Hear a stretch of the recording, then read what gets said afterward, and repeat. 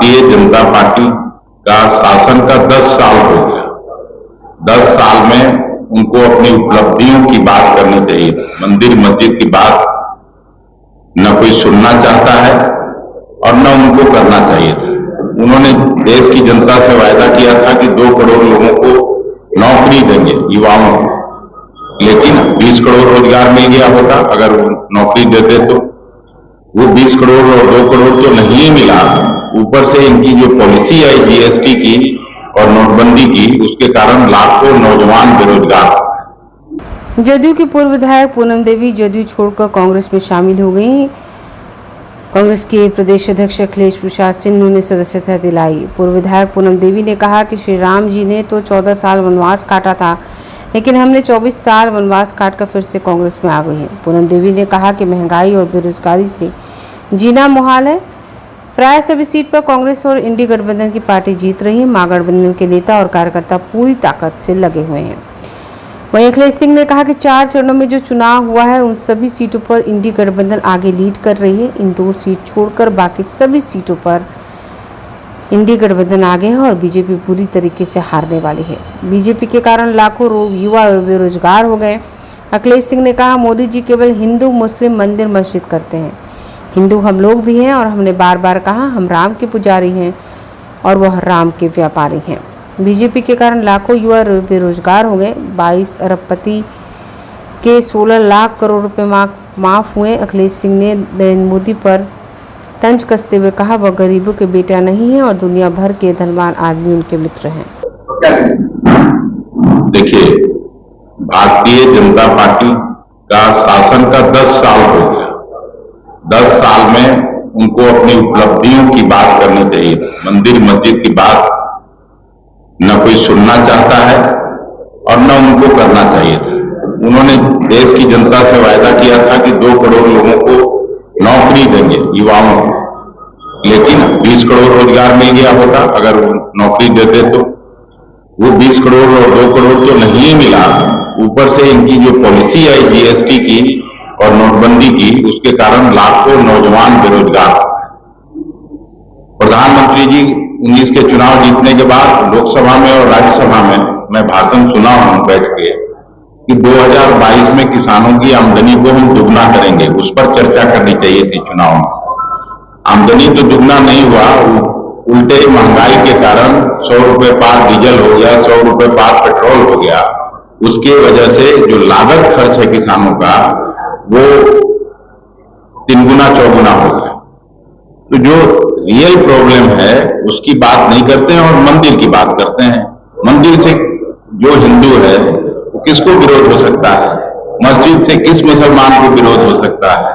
Church से किस ईसाई को विरोध हो सकता है? पूजा हम भी करते हैं राम की, जब से पैदा हुए तब से राम की पूजा करते हैं, कृष्ण की पूजा करते हैं। और मैं हमेशा कहता हूं कि हम लोग राम के पुजारी हैं, इनके तरह राम के व्यापारी नहीं है। तो ये लोग अपना करते हैं। इनका तो नहीं पता है, लेकिन राहुल गांधी के जो खानदान है उस देश के स्वतंत्रता आंदोलन में भाग लिया था। ब्रिटिश हुकूमत से आजाद कराने में पंडित नेहरू जी 8-9 साल जेल में बंद रहे। भारतीय जनता पार्टी की स्थापना, जिसमें आदरणीय गिरिराज जी काम करते हैं, आजादी के बाद भी उनको क्या मालूम है इस देश के इतिहास के बारे में? भागा जो जिसको वापस ले आना चाहिए था। यहाँ के अरबों रुपए चूना लगा के लोग चले गए, अब उनकी बात नहीं हो रही। देश में 22 अरबपतियों का 16 लाख करोड़ रुपया माफ कर दिया गया, इस पे चर्चा नहीं होती है। तो चर्चा तो वो होनी चाहिए। जो मेन इशू है, जो जनता को तंग तबाह कर रही है, उस पर चर्चा गायब है। बेरोजगारी दर में भारत अभी छोटे छोटे मुल्क, जो गरीब मुल्क हैं, श्रीलंका हो, पाकिस्तान हो, बांग्लादेश हो, उससे भी ऊपर चला गया। उसकी बात नहीं होती है। महंगाई ऐसी बढ़ी, कमर तोड़ महंगाई है कि गरीबों के थाल से दाल सब्जी तक गायब है, उसकी चर्चा नहीं हो रही।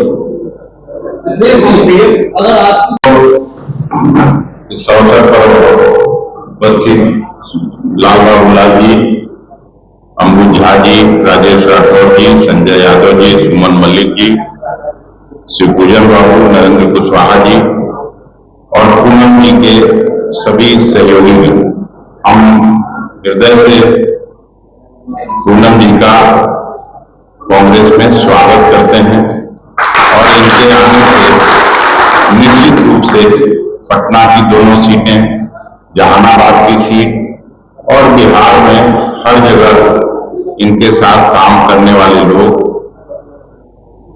महागठबंधन के पक्ष में